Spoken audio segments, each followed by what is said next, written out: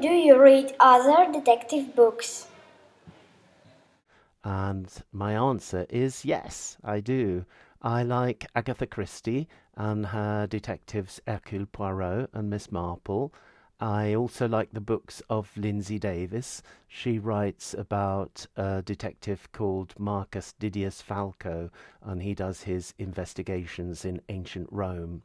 And I also like the books, detective stories by Barbara Nadel, and she has a Turkish detective, Çetin Ikmen, and he does his investigations in Istanbul. Who is your favorite character in Sherlock Holmes? I like Dr. Watson. He's always a very good friend to Holmes, and although Holmes is incredibly clever at solving crimes, and he's also very good at disguises, I think Sherlock Holmes is a bit of an unstable character, and Dr. Watson gives Holmes the stability and the normality that he needs. And the final reason is when Holmes explains things to Dr. Watson, of course, he makes things clear to the reader too. Hello. How long does it take you to write one of your books? So I'm going to answer about the storybooks that I write. And actually, writing the story probably takes from about a week to a month or 6 weeks, depending on the length of the story. But editing the story and writing the activities and the projects to go with it, describing the artwork for the artist to be able to draw the pictures, then checking the design of the text, making suggestions for changes to the artwork and the text at different stages. All of that can take up to around 6 months to do. Have you ever smoked a pipe? Now, I guess you're thinking about this kind of pipe, which is a typical Sherlock Holmes pipe. And the answer is no, I haven't smoked a pipe of any kind.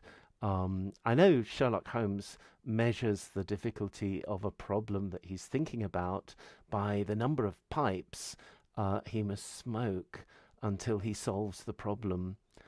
So a three-pipe problem is a very hard problem to solve. Uh, as for me, I think pipe smoking is a bit complicated. You know, you have to put the tobacco in and you have to clean it out with pipe cleaners afterwards. So it's rather complicated, and I think it's a rather dirty habit. So I haven't smoked a pipe, but occasionally I have smoked a cigar when I am celebrating something. What and who inspires you to write stories? I'll answer the who bit first. The who bit is easy. My mother was a great storyteller. She used to tell dramatic and very funny stories about things that happened in her own life. And I'm sure that I got my interest in stories and storytelling from her. The what is a bit different. Um, if it's a retelling of a famous story I'm working on, I often get inspired by stories like Scheherazade, The Happy Prince, or The Little Match Girl. These are stories which are a little bit magical and they have very powerful messages. So I like that kind of story, and that inspires me to make an adaptation of it for learners of English. I also write original fiction, and when I'm doing that, I often play the what if game to begin with. So I take an idea like, what if a famous film star became a vampire, for example? So I start with a character in an interesting situation, and then I imagine problems or story events that happen to that character and other characters that might interact with that character. And the story develops really from that. So, writing fiction, if you're writing original fiction, it's a bit like dreaming when you're awake. Um, and you kind of take your characters like little clockwork mice, you wind them up at the beginning of the story, and you see where those characters run. Um, of course, when you're working on an original story, you need to rewrite it many, many times so that you make it work in the best possible way for the reader. Which of the genres do you like the best? Comedy, romance, science fiction, or action adventure, and why? My answer is I really like action adventure stories. That's because I like a good plot with lots of exciting twists and turns.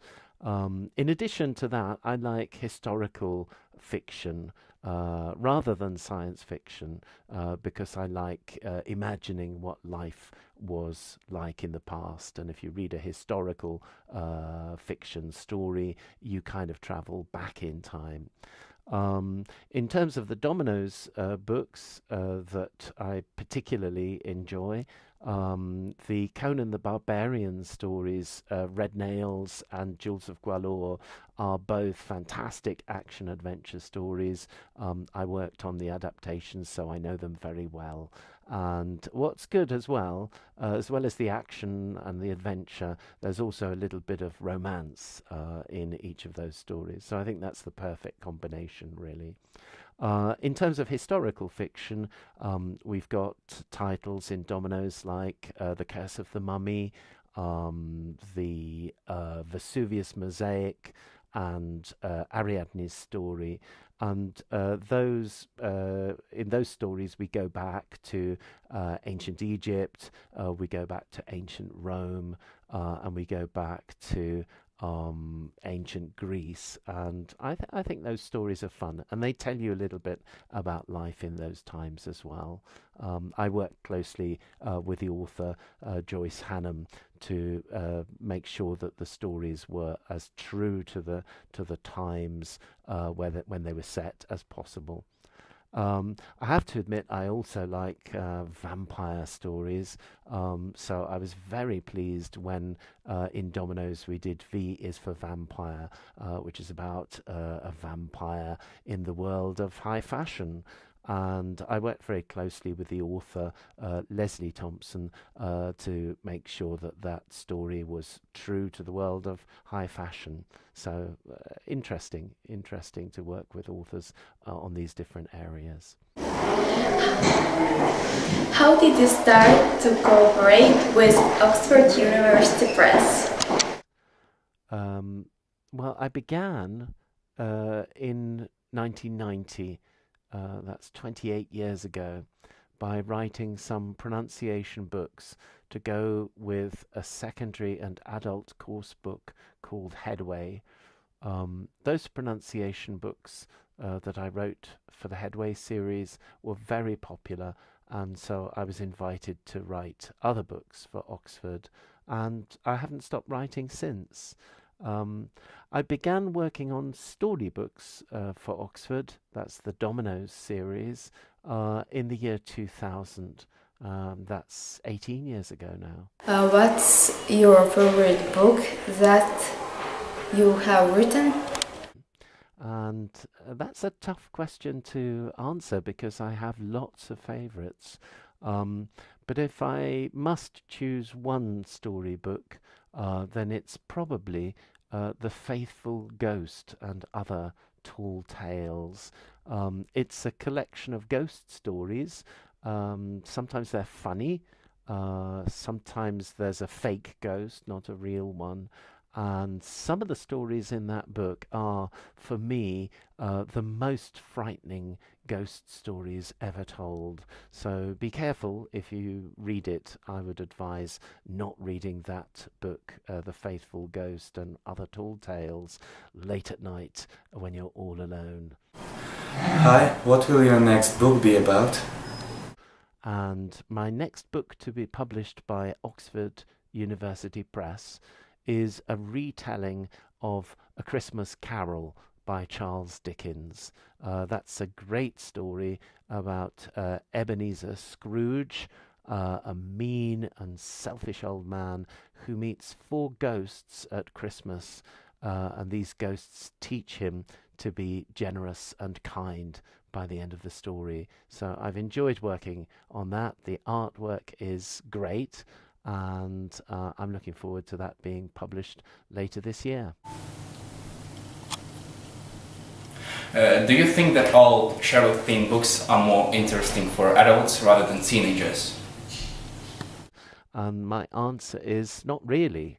I think everyone, young or old, likes a good detective story, and Sherlock Holmes is one of the best detectives ever. Many films and TV series, new and old, have been made about him. And some people even believe that he was a real person. You get tourists going to London and really believing that Sherlock Holmes lived in Baker Street. He didn't, of course. He wasn't a real person, but he was an absolutely fantastic fictional character. Now, from time to time, in both Dominoes and in Oxford's Bookworm series, the artwork in the books is refreshed. And so in some of the later Sherlock Holmes titles in Dominoes, we really liked the newer movies about Sherlock Holmes with Robert Downey Jr. and Jude Law as Holmes and Watson. And so for those later stories, especially thinking about younger readers, teenagers, we decided that it would be a nice idea if the artist could give a certain look of Robert Downey Jr. And Jude Law for those characters. So I think the stories are good for teenagers and for adults. Hi Bill, why did you decide to write English books for students? Well, before I was a writer of English books for students, I used to be an English language teacher.